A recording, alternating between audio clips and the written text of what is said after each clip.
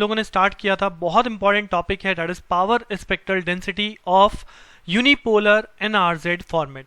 तो अगर आपने प्रीवियस लेक्चर किया है, आपको याद है, तभी आप ये आगे के जो नेक्स्ट लेक्चर हैं जिनमें मैं फिर से पावर स्पेक्ट्रल डेंसिटी कैलकुलेट करने जा रहा हूं, आपको बहुत इजी लगेंगे।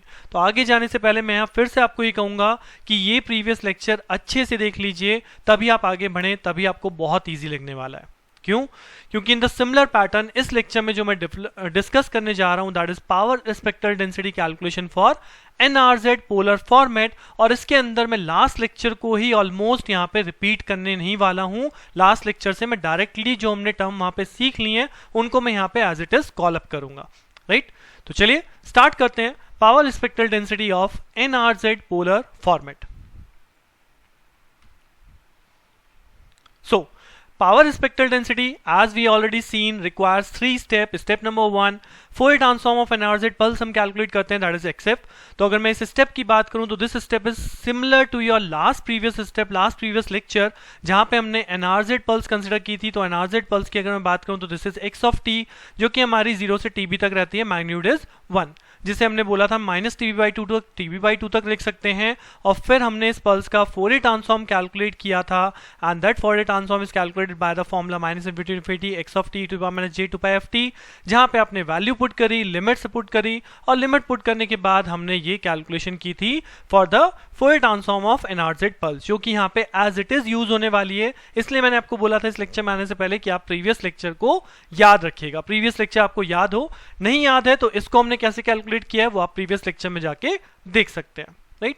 After this the second step is what? Second step हम कैलकुलेट करते हैं auto correlation function of unipolar R tau n, यानी कि जो हमने लास्ट टाइम किया था यूनिपोलर के लिए किया था, अब हम बात किसकी कर रहे हैं? अब हम यहाँ पे बात करेंगे पोलर की। सो हमारे अकॉर्डिंग स्टेप हो जाएगा auto correlation function of polar NRZ format.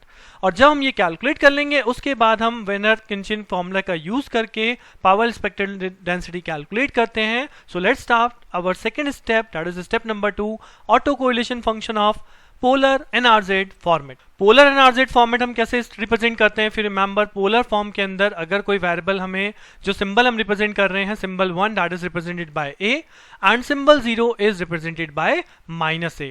I think जो हमने वहां पे लाइन कोड में देखा था वहां पे +a/2 और -a/2 लिखा है, उससे कंफ्यूज मत होइएगा, या +a या -a से कंफ्यूज मत होइएगा। यहाँ पे ऑटो कोरिलेशन कैलकुलेट करने के लिए दिस इज द असम्पशन कि ये वेरिएबल हम सिलेक्ट कर रहे हैं फॉर सिंबल 1 एंड सिंबल 0। तो अगर मैं बात करूं कि इस AK में A आने की प्रोबेबिलिटी क्या होगी, राइट? इस AK स्पेस, सैंपल स्पेस के अंदर A आने की प्रोबेबिलिटी क्या होगी, या -a आने की प्रोबेबिलिटी क्या होगी? तो जी हाँ, दोनों की प्रोबेबिलिटी क्या होंगी? That is half. तो प्रोबेबिलिटी ऑफ A या probability of -a that is equal to half, क्योंकि मेरे पास दो ही आउटकम्स हैं, दो ही पॉसिबल आउटकम्स हैं इन द सैंपल स्पेस, और एट अ टाइम कोई एक आउटकम आएगा तो उसकी प्रोबेबिलिटी 1/2 दैट इज 50% होगी, राइट? उसके बाद हम लोग कैलकुलेट करते हैं ऑटो कोरिलेशन फंक्शन। तो ऑटो कोरिलेशन फंक्शन का फॉर्मूला होता है R tau n is equal to EAK dot AK minus n, right? अब इसके बाद हम लोगों ने इसे दो पार्ट के लिए कैलकुलेट किया था, 1 for n is equal to 0 and 1 for n not equal to 0। तो वही सेम काम यहाँ पे भी रिपीट करना है। तो first case when n is equal to 0, तो जब n इज इक्वल टू 0 के लिए बात की जाती है तो this function becomes E of AK square, यानी कि mean square value of this function AK, mean square value. और mean square value discrete signal के लिए कैसे कैलकुलेट करते थे?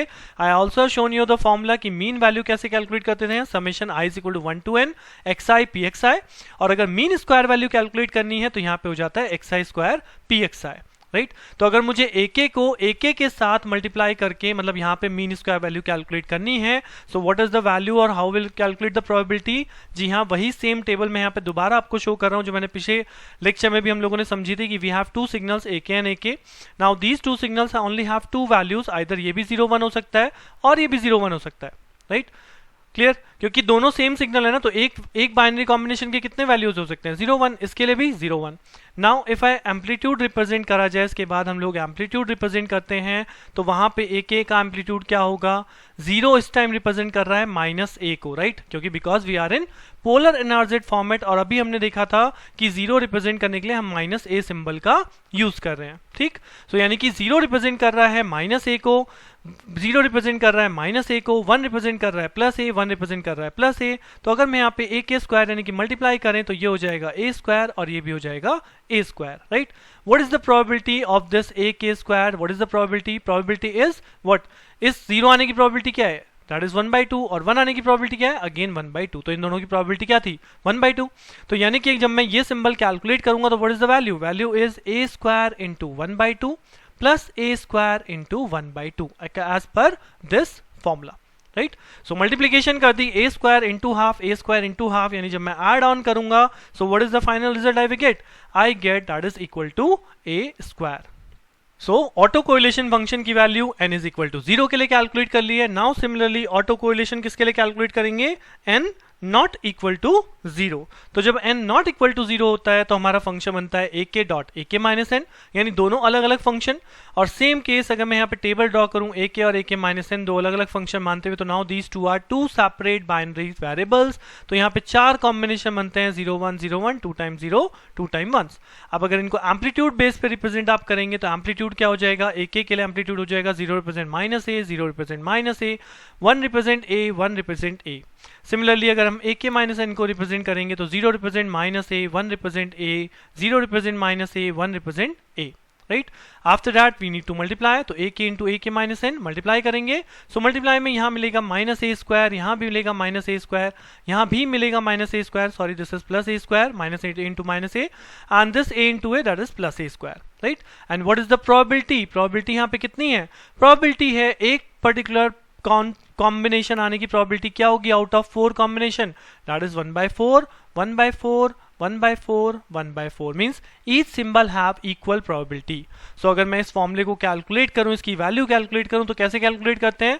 दिस वैल्यू यानी a square multiply by 1/4 plus a minus a square multiply by 1/4 plus minus a square multiply by 1/4 और plus a square multiply by 1/4। तो अगर आप इन सब की मल्टीप्लाई करके इन्हें ऐड कर रहे हैं तो आपको क्या मिलने वाला है? जी हाँ, अब की बार हमें वैल्यू मिलने वाली है 0, राइट।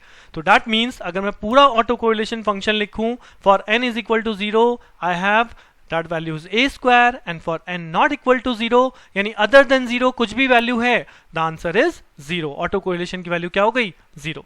तो ये हो गया हमारा ऑटो कोरिलेशन कैलकुलेट।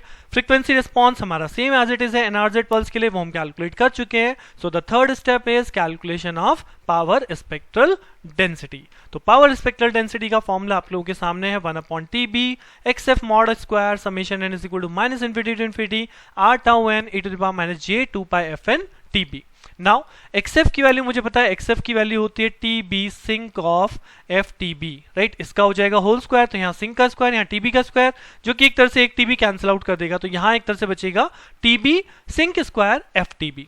नेक्स्ट अगर यहाँ पे हम n को देखेंगे, यहाँ पे n को एक्सपैंड करना है ना, तो r tau n की वैल्यू मेरे पास केवल और केवल 0 के लिए अवेलेबल है, दैट इज a स्क्वायर, उसके अलावा कहीं भी अवेलेबल नहीं है। तो यानी कि ये एक्सप्रेशन केवल और केवल n इज इक्वल टू 0 के लिए एक्सपैंड होगा, अदर देन 0 ये वैल्यू 0 है। तो अगर मैं इसमें n इज इक्वल टू 0 रख दूं तो this simply return as like this कि n इज इक्वल टू 0 के लिए रिप्रेजेंट होगा दिस कंप्लीट फंक्शन, और आप यहाँ पे जब वैल्यू पुट करोगे तो r tau 0 ये वैल्यू मेरे पास है, ये हो जाएगा e की पावर 0 दैट इज 1।